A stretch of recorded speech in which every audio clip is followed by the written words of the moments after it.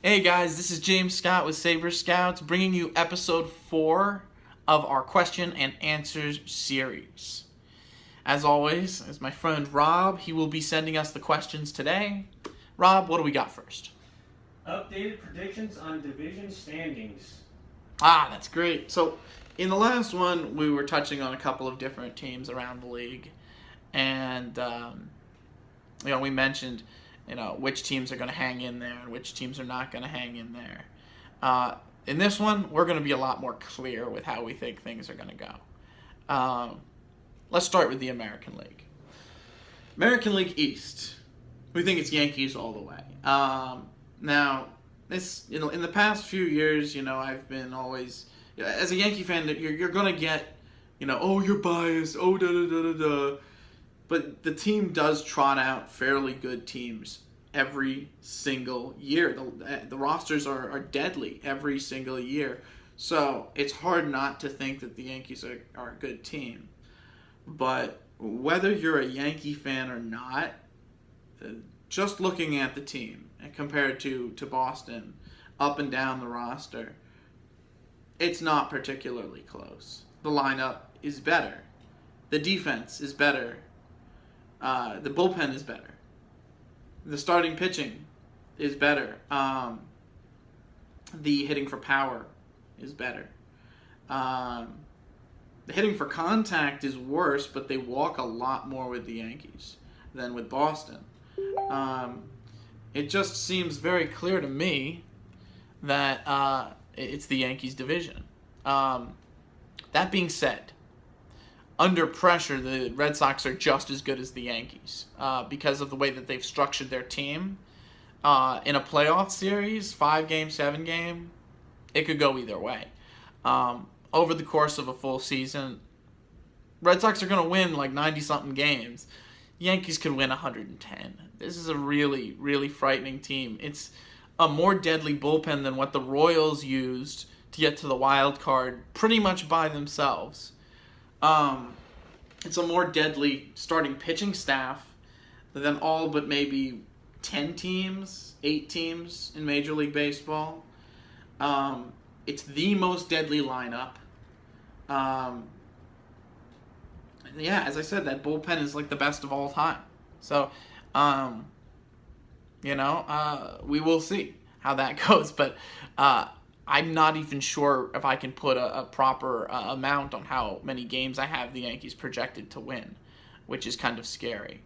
All right, quickly to the Central. Real boring Cleveland Indians. None of the other teams are good. Sorry, I mean, that's as straightforward as it is. If you're a Twins fan, White Sox fan, Tigers fan, Royals fan, sorry. This is not your year. All right, that was blunt. The AL West. Also, if you're not the Astros, sorry, it's not your year. But, if you're the Angels, you finally can get in there at that wild card game and have a shot. Maybe throw Ohtani in it, or you throw Richards in it, or whoever you throw in it. But if you make it past that wild card game, you get your 5-game series with Mike Trout. So, that's exciting. So that's what we have, and we have the Angels as the second wild card behind the Red Sox. That's the AL. Moving to the NL. NL West, it really could go to anyone. But given the Dodgers' deep pockets as well as deep farm system and the fact that they already have good enough pitching, I'm leaning them right now. That being said, if they do not make a move as currently constructed, the Diamondbacks are in a much better place to take that division from everyone, since eventually they're going to have pitching, they're going to have a deep, multifaceted lineup that's capable of winning in every way. Home runs, contact, first to third, bunting, everything. They're insane with that kind of stuff. And they also have a very decent bullpen that is getting overrated right now. Or underrated, rather, right now. Because Archie Bradley's there. He's capable of going multiple innings. And they have Brad Boxberger there, as well as this closer that they signed out of from Japan in the offseason. To the Central, that's the Cubs division again. I've been a big fan of the Cubs since I saw what they had in their minor leagues about 3-4 years ago, and I've never stopped liking them since. I had them winning the division last year. I had them winning the World Series the year they won it. I'm a huge fan of their team construct, their roster. I'm still in the Jason Hayward camp. People online have not swayed me. I think he's still going to turn into an unbelievable force, a weapon of a player. Just as, when people told me to give up on Javier Baez, I didn't do that, and now we're seeing what he's doing. I'm also not giving up on Addison Russell, and I didn't give up on Kyle Schwarber. So they have a very it's not just a deadly team. It's not just a very dangerous team. It's a very young team, and it's a very young team where everyone is kind of slowly emerging all around the same time. And when you deal with players who are constantly getting better, typically that's because physically and mentally they're growing into themselves. And because of that, when they ask more of themselves in important situations, typically they're able to get that more of themselves. So those players also tend to be clutch. So you add clutch to sheer amount of production, you get a lot of wins. So that's why I really like what's going on with the Cubs. They clearly got that division on lock. Cardinals are more of a ridiculous offensive force of a team. When everybody's healthy for them, you got Yadier at catcher. You got Matt Carpenter over at third. You got Jose Martinez, who's a masher, over at first. And, I think that there's no real way of saying that what he's doing isn't at least partially for real, because he's not striking out and he's walking, in addition to all the contact that he's making. There's not a lot of ways of faking those three skills together. And there's Jed Jerko, who we mentioned in a previous question and answer video. He's probably going to be their main second baseman. At least I hope he plays a lot more than Wong does, even though Wong's good. They have DeJong over at shortstop, and he is very capable of hitting for power. I'm not sure how capable he is at doing anything else, although he's been tremendous at doing everything other than walk to strikeout ratio in his first little bit of time in the big leagues.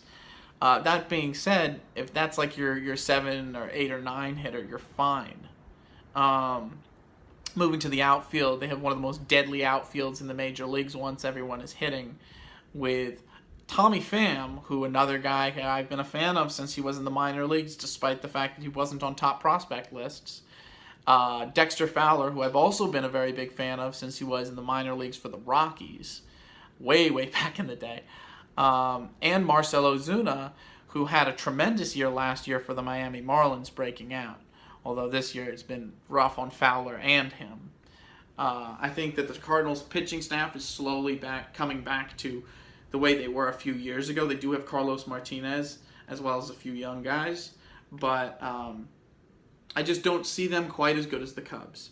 And I have the Brewers right behind them, unless the Brewers figure out their starting pitching. If the Brewers figure out their starting pitching, I could see the Brewers competing right with the Cardinals until the last month of the season, with the Cardinals still getting the slight edge. With regards to the NL East, I think the Nationals have knocked themselves out of it with injuries. They're a 5-man team right now. Those 5 people basically being Scherzer, Strasburg, Rendon, Trey Turner, and Harper. Everywhere else is either injury, ineffectiveness, or performance that, while is really good, you don't know whether it's for real or, that's Matt Adams. I'm specifically talking about Matt Adams. He's a great hitter so far. We don't know whether it's for real, and he can't hit lefties.